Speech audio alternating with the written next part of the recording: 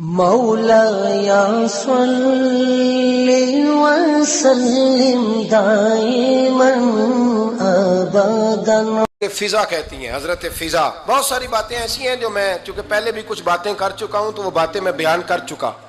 آج کچھ ایسی باتیں بیان کر رہا ہوں جو پہلے اس عنوان پر میں بیان نہیں کر سکا، ان باتوں کو لے کے آ رہا ہوں. حضرت فضا لونڈی تھی جناب فاطمہ کی، کنیز تھی، خادمہ تھی، اور بڑا پیار کرتی تھی وہ حضرت فاطمہ سے، اور جناب فاطمہ بڑی شفقت کرتی تھی ان کے ساتھ.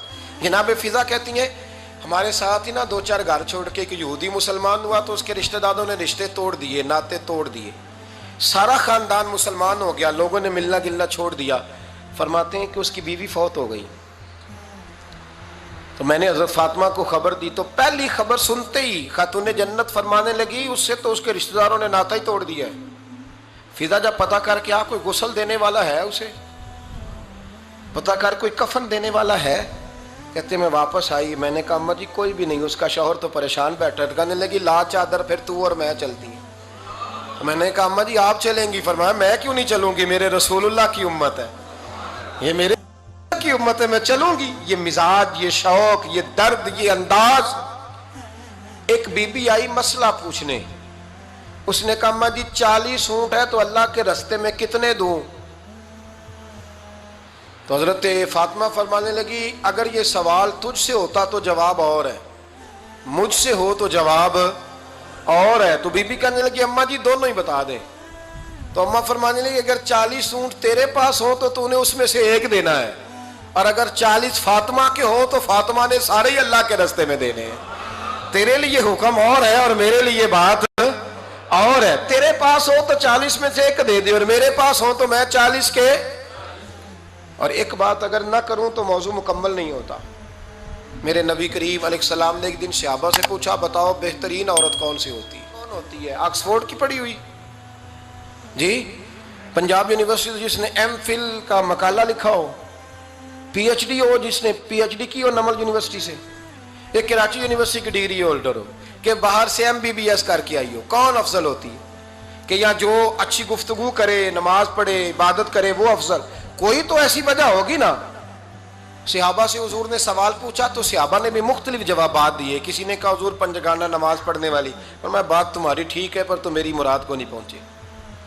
ایک نے کہا یا رسول اللہ صلی اللہ علیہ وسلم پردہ کرنے والی. فرمایا بات تمہاری ٹھیک ہے پر تم میری مراد کو نہیں پہنچے. ایک نے کہا حضور با پردہ عورت. فرمایا بات تمہاری ٹھیک ہے پر تم میری مراد کو. حضرت علی کہتے ہیں بیٹھا میں بھی تھا بیچ، لیکن میں بھی مراد کو سمجھ نہیں پا رہا تھا، حالانکہ شہر علم کے دروازے کا نام مولا علی ہے. فرماتے ہیں اس وقت اللہ کی حکمت تھی کہ جواب کوئی اور دے. تو حضرت علی کہتے ہیں قد بھی میرا چھوٹا تھا، بیٹھا بھی میں پیچھے تھا، تو تھوڑی گردن اور جھکا کے نا تو میں نکل گیا اور فاطمہ کے حجرے میں پہنچ گیا. تو میں نے کہا فاطمہ حضور نے ایک سوال پوچھا ہے تو صحابہ جواب دے رہے ہیں پر حضور کہتے ہیں تم میری مراد کو نہیں پہنچے، ذرا جلدی سے جواب نہیں دیتی. تو خاتون جنت ہنس پڑی، فرمانے لگی میں جواب دوں؟ آپ کو بھی کہا ہاں دیں جواب کا. کیا؟ فرمانے لگے بتاؤ سب سے بہترین عورت دنیا کی کون سی؟ سب سے بہترین. تو جناب فاطمہ کہنے لگی سادہ سا جواب تھا، آپ لوگوں کو آیا کیوں نہیں؟ کہا چلو بتاؤ. جناب فاطمہ فرمانے لگی دنیا کی سب سے بہترین بی بی وہ ہے جس کو نہ کبھی غیر محرم نے دیکھا ہو، اور اگلے لفظوں پہ غور کرنا، نہ کبھی غیر محرم نے اسے دیکھا ہو اور نہ اس بی بی نے کبھی کو غیر محرم دیکھا ہو. یہ کوئی پردہ نہیں کہ بی بی کہتی ہے جناب میں تو چہرہ ڈھام کے نکلی تھی، باقی میں دکاندار سب سے بات چیت کر آئی، سب کے چہرے دیکھ آئی. حضرت فاطمہ نے بتایا کہ تیری آنکھوں کا بھی پردہ ہے. اور وہ روایت وہاں الگ موجود ہے کہ حضور نے حضرت عائشہ صدیقہ ام سلمہ سے کہا کہ عبداللہ ابن مکتوم نابینا ہے تو پردہ کرو. تو یہ نابینا اس سے پہلے سیرت نگاروں نے لکھا ہے کہ ایک دن یہ اس سے پہلے حضرت فاطمہ کے گھر چلے گئے حضور کے ساتھ. تو نبی کریم علیہ السلام نے جب ان کو لے کے حضور داخل ہوئے تو جناب فاطمہ نے آنکھیں جھکا لی، پردہ کر لیا. تو حضور نے فرمایا بیٹی وہ تو نابینا ہے. تو عرض کرنے لگی حضور مجھے تو نظر آ رہا ہے نا. یعنی حضور نے جو ازواج کو کہا وہ بات کی. جناب فاطمہ کا جو انداز ہے وہ نرالا ہے. تو حضرت علی کہتے ہیں جناب فاطمہ نے جواب دیا کہ بہترین عورت وہ جسے نہ کبھی غیر محرم دیکھا ہو اور نہ غیر محرم نے کبھی وہ بی بی نے بھی کبھی غیر محرم بندہ نہ دیکھا ہو. دیکھا ہی نہ ہو اس نے. یہ پوائنٹ ذرا مشکل ہے، سمجھنے والا ہے. تو حضرت علی کہتے ہیں میں وہاں سے گردن جھکائی اور بیچ آ کے بیٹھ گیا، بات ابھی جاری تھی. حضور نے فرمایا آتا ہے کسی کو جواب؟ تو کہتے ہیں میں نے ہاتھ کھڑا کیا. میں نے کو حضور آتا ہے؟ تو حضور مسکرا پڑے، فرمایا چل بتا. میں نے عرض کی حضور بہترین عورت وہ ہے کہ نہ کبھی اسے غیر محرم نے دیکھا ہو نہ اس نے کبھی غیر محرم دیکھا ہو. تو حضرت علی کہتے ہیں شاباش، مجھے ملنی چاہیے تھی نا. حضور مسکرا پڑے، کہنے لگے میں نے تو پہلے ہی کہا ہے فاطمہ تو بدعت منی، فاطمہ میرے جگر کا ٹکڑا ہے، میں نے تو بڑا پہلے کہہ دیا ہے. تو کہتے ہیں صحابہ میری طرف دیکھنے لگے کہ یہ تو تعریف فاطمہ کی ہونے لگ گئی ہے. تو میں نے کہا کیا کریں؟ اس محبوب کو بتایا ہے جس کے لیے اللہ نے کوئی پردہ رکھا ہی نہیں، سارے پردے کھول دیے. حضرت فاطمہ کے وصال کا وقت آیا، انتقال کا. تو حضرت اسماء بنت امیس کو بلایا اور بلا کے فرمانے لگی تو مجھے غسل دینا اور سوائے میرے شوہر مولا علی کے کسی اور سے مدد بھی نہ لینا. اور فرمانے لگی میں نے حبشہ کے بارے میں سنا ہے کہ وہاں جب بیویوں کا جنازہ اٹھتا تھا تو وہ لوگ چارپائی کے اوپر یوں کر کے اس طرح کر کے لکڑیاں لگاتے تھے، نیچے باندھ لیتے تھے اور لکڑی میں لچک ہو تو اوپر جا کے پھر اس کو باندھ دیتے تھے تو پردہ بن جاتا تھا.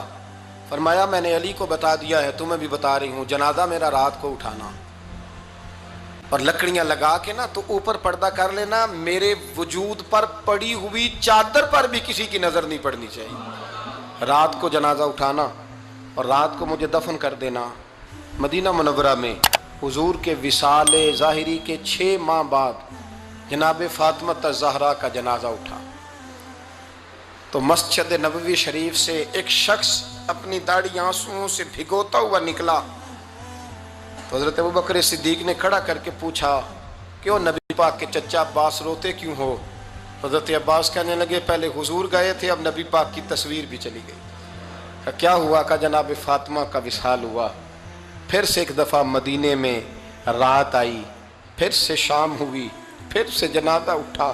شیر خدا علی المرتضیٰ رضی اللہ تعالیٰ عنہ نے، حضرت عباس نے، حضرت قسم دین عباس نے، حضرت عبداللہ ابن عباس نے تدفین سے فارغ ہوئے.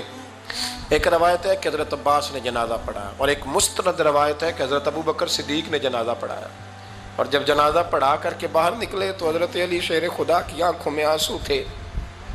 اتنے کالی روتے کیوں ہو؟ فرمانے لگے صرف فاطمہ نہیں گئی، مصطفیٰ کریم کی امت کے لیے دعائیں کرنے والا ایک بڑا ہاتھ رخصت ہوا ہے. ایک بڑا ہاتھ جناب فاطمہ الزہرا نے 29 سال کی